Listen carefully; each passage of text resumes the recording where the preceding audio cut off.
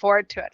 For our introduction today, sometimes my introduction is related, sometimes it's unrelated. This time is unrelated. It is from Nawal al-Saadawi's Many Faces of Eve, which is about the plight of women, specifically in the context. She thinks that it's like kind of this universal thing, but specifically in the context of especially Egyptian Islam as it's practiced there.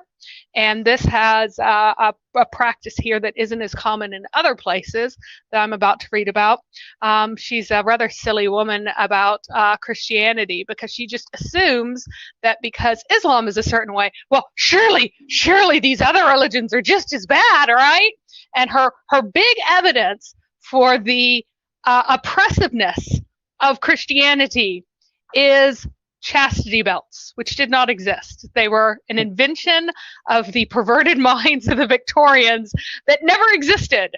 But she's like, oh, the Christians used to try to control their women too, because they would put them in chastity belts before they went off on the Crusades. No, they did not exist.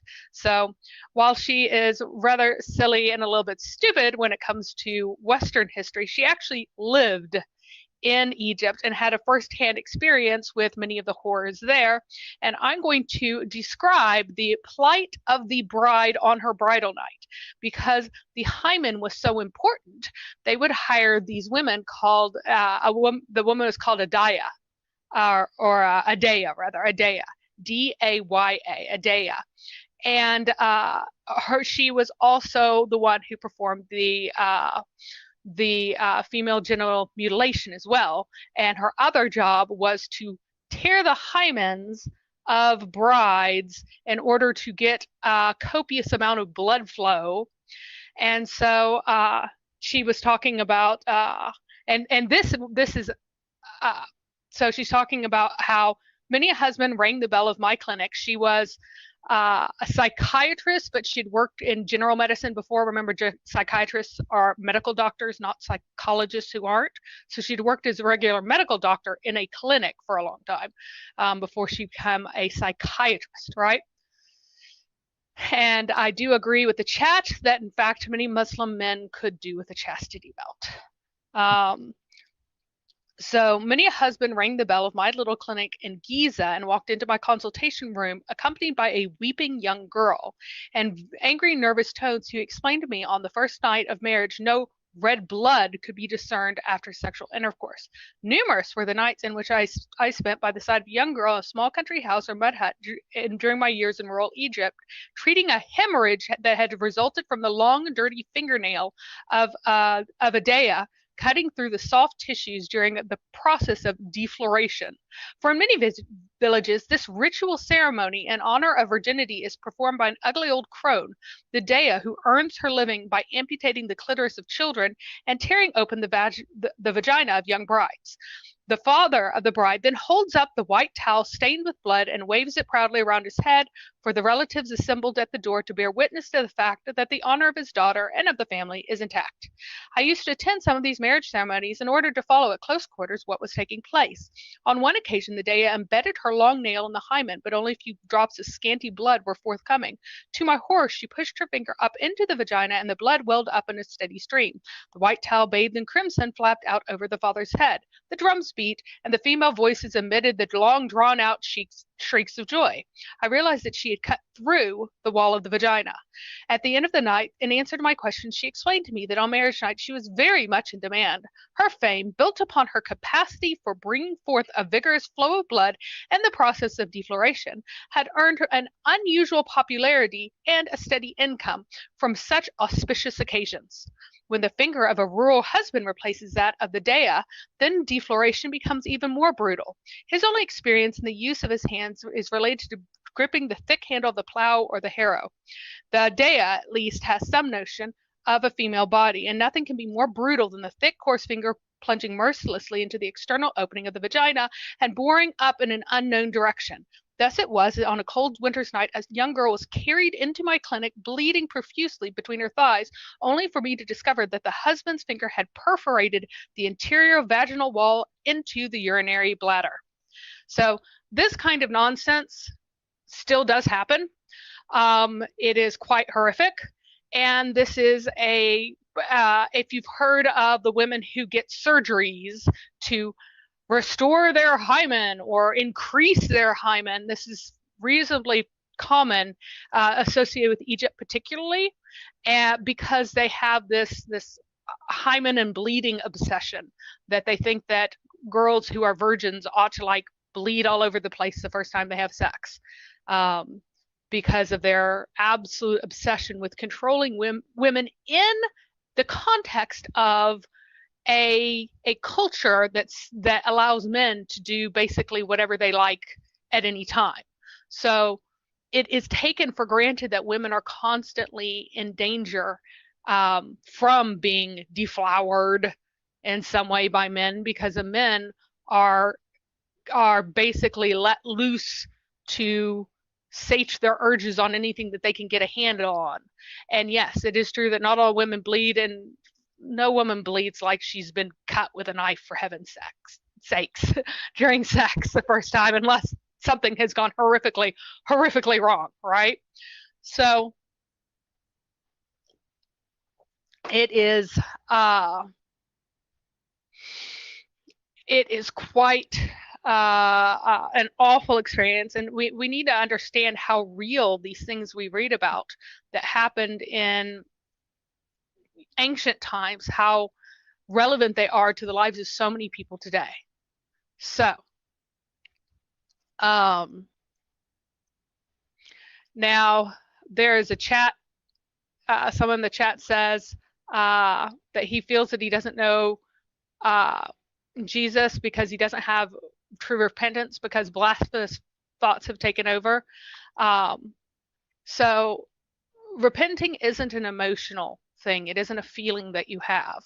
It is a decision that you make, not this emotional feeling that can wax or wane or come and go. Um, you can have thoughts that you do not essentially submit to, right? So no, God does not go, hey, I'm not answering your prayers. That does not happen.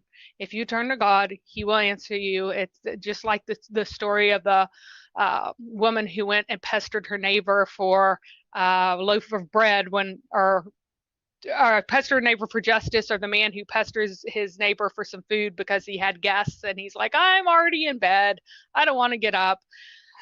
Just as that person who didn't really care about his neighbor all that much responded to the persistence, God, who loves us so much more, does respond to us.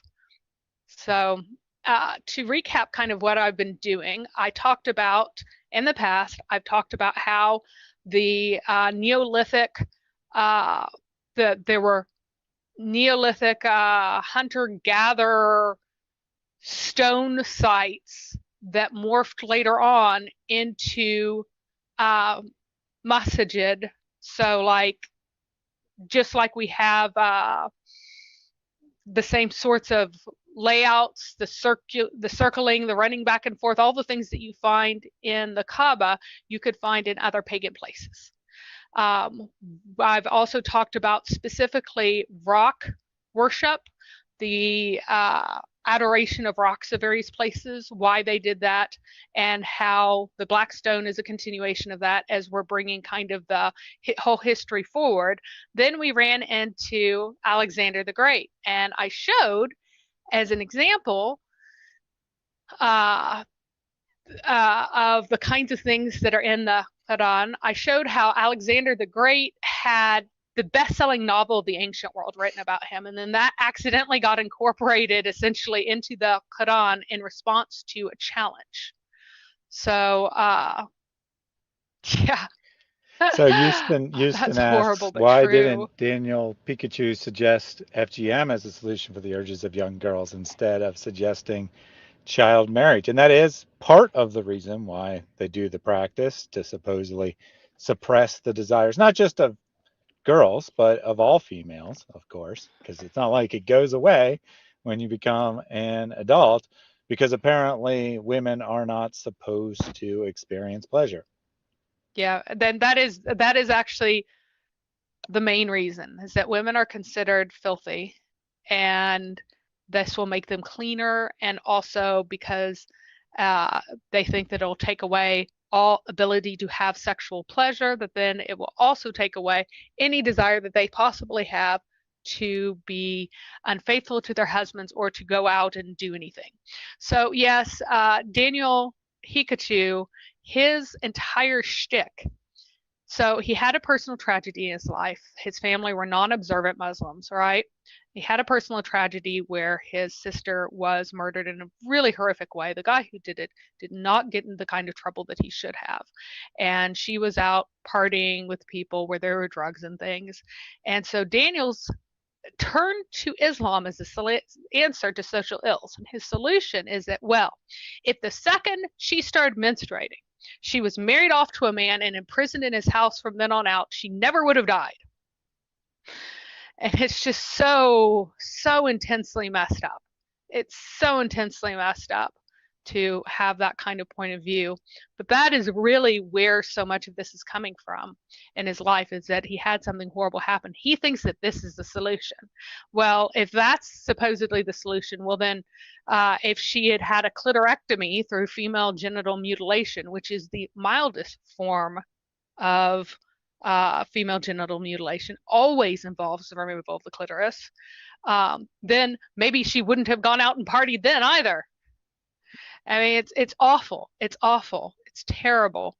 But that's just the kind of mentality that we that he has. Like, this is the solution for what happened. It never would have happened. But in reality, what happens in these countries is the absolute brutalization of children becoming ingrained in society, and the mere suspicion that a woman has, she went outside without your permission, that could be the basis of her death. And killing a family member, if a man kills a family member in these societies, is typically considered a private matter, and she is just quietly buried. It is not prosecuted as a crime. It is, in most cases, it just is not addressed as a crime at all. It's a private matter, and in fact, it is explicit in Islamic law that if a man kills his kids or his wife, that it is not considered something worthy of capital punishment. It is explicitly excluded, when you would think that would be a worse crime to kill your own wife or kill your own child. Now it is worse. So that is reality. And Dr. Whitemeat, yeah, I don't know how old your particular view or your particular the particular documentary that you saw about the Iraqi sex trade was, but the Shia nikah muta is very much a part of Islam. It is not cultural. It is Islamic. It was institutionalized by Muhammad, and the Sunnis are just so embarrassed by it that they pretend that the caliphate abolishing it is adequate to actually abolish it, whenever there really is no reason to believe that it was abolished in the lifetime of Muhammad at all. So anyway, let's All move right, on. so let's Yep. get into the presentation.